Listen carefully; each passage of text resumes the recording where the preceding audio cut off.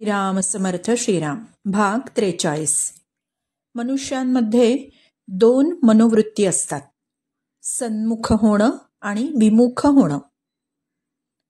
आपल्या वृत्ती, आपले विकार किंवा गुण अवगुण ज्यावर आणि जेथे प्रभावित होतात तसे तसे परिणाम मिळतात.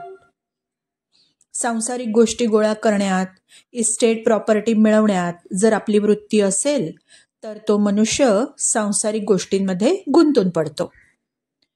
कित्येक श्रीमंत आणि उच्च पदवी प्राप्त केलेले असे सुद्धा लोक आहेत की त्यांची संसारात आसक्ती नाहीये, विरक्त वृत्तीने ते वागतायत आणि भगवंताच्या प्राप्तीसाठी त्यांनी घरदार देखील सोडलंय.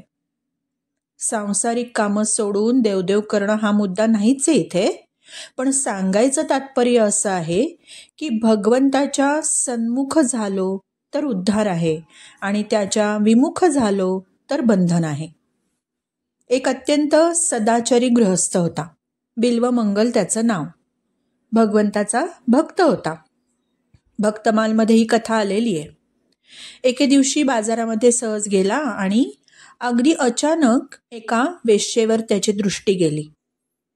लगेच त्यांनी नजर खाली केली, आपल्या कामाला लागला. दुसऱ्या दिवशी तिचं स्मरण झालं, तिसऱ्या दिवशी तिचं स्मरण झालं. मुद्दाम चौथ्या दिवशी गेला, दुरूनच पाहिलं आणि असं करता करता करता करता त्याची आसक्ती एवढी वाढली की अनेक महिन्यांनी तो तिला घरी सुद्धा घेऊन आला. ही झाली भगवंताशी विमुखता. कालांतराने असं झालं, त्याच वेश्येनी त्याची कान उघडणी केली की अशा हाडामासाच्या शरीरावर तू आकृष्ट झालास. जर भगवंताच्या ठिकाणी इतका आकृष्ट झाला असतास तर एव्हाना तू मुक्तही झाला असतास. टर्निंग पॉइंट असतो तसं झालं त्याचं. डोळे उघडले खाडकन. त्याची वृत्ती वेश्येपासून परावृत्त झाली आणि भगवंतांशी सन्मुख झाली, अर्थात त्याचा उद्धार झाला.